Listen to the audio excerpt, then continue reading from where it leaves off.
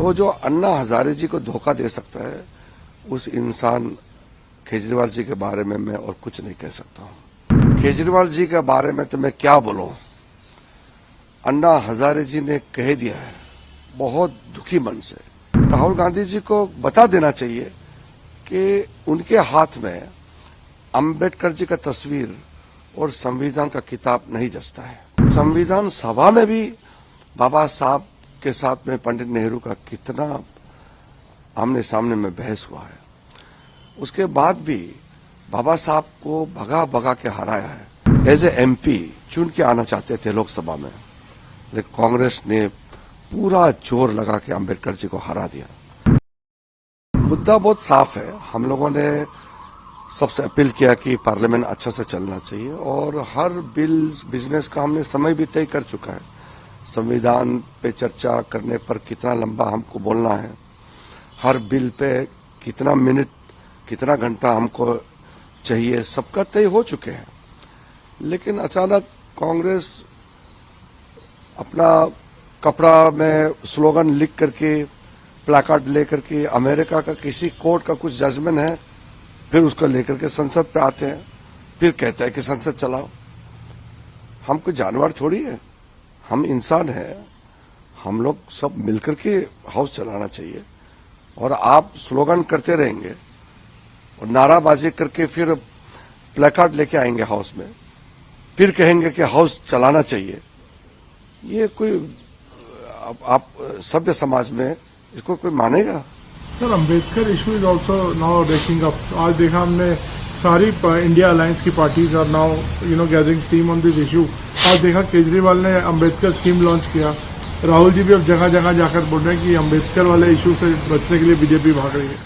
अब देखिए, केजरीवाल जी के बारे में तो मैं क्या बोलूं, अन्ना हजारे जी ने कह दिया है बहुत दुखी मन से कि उसने सोचा नहीं था कि अन्ना के आंदोलन से ऐसा कि इंसान पैदा होगा जो आंदोलन को हाईजैक करके अपना सत्ता के लिए इस्तेमाल किया है। तो जो अन्ना हजारे जी को धोखा दे सकता है उस इंसान केजरीवाल जी के बारे में मैं और कुछ नहीं कह सकता हूं। जहां तक राहुल गांधी जी का सवाल है, मुझे लगता है कि राहुल जी को कांग्रेस पार्टी में कोई समझाने वाला नहीं है या समझाने का हिम्मत नहीं करता है।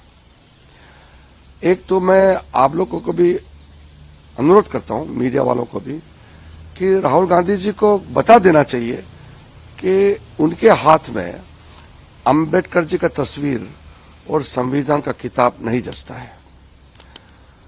पंडित नेहरू जी के जमाने से लेकर के आज तक कांग्रेस ने संविधान का जो अपमान किया है, बाबा साहब को इतना टॉर्चर किया है कि संविधान सभा में भी बाबा साहब के साथ में पंडित नेहरू का कितना आमने सामने में बहस हुआ है।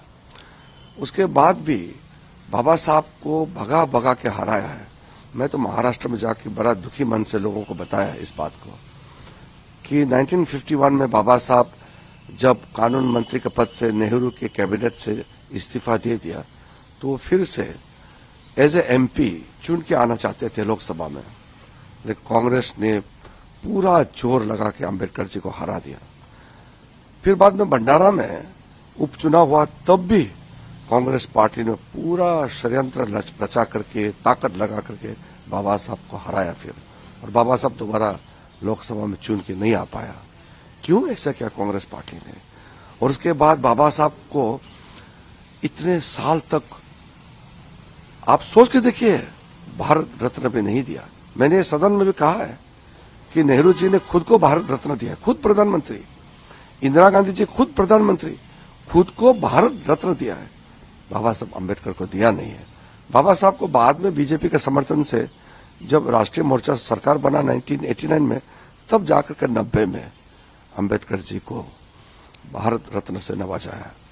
आप सोच के देखिए, आज राहुल गांधी का जो चरित्र है, राहुल गांधी का जो हाव भाव है, राहुल गांधी का जो सोच है, वो मेल नहीं खाता है अम्बेडकर जी की तस्वीर से। वो नहीं पकड़ना चाहिए।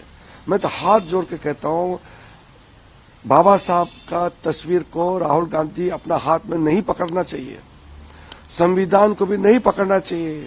कांग्रेस ने संविधान का कितना बड़ा हत्या किया है, नहीं करना चाहिए। जो नहीं जचता है नहीं करना चाहिए। नकली काम मत करो, दिल से निकलना चाहिए। हम लोग उस वर्ग से आते हैं जिस वर्ग से बाबा साहब आते हैं। मैं 71 साल बाद में एक बहुत होने के नाते अंबेडकर जी का कुर्सी में बैठने का मौका मिला, 71 साल बाद। और उस ST/SC कम्युनिटी से हम लोग जितना भी आज मोदी जी के नेतृत्व में जिम्मेदारी मिला है, हम लोग काम कर रहे हैं।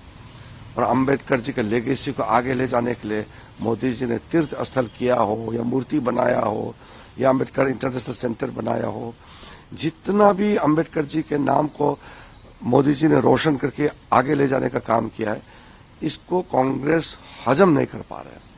इसलिए कांग्रेस में बाकी लोगों को तो मैं नहीं कहूंगा, लेकिन उस परिवार के लोग बाबा साहब का तस्वीर और संविधान का किताब को हाथ में लेकर के और अपमानित करने का काम ना करें, ये मैं हाथ जोड़ करके कहना चाहता हूं।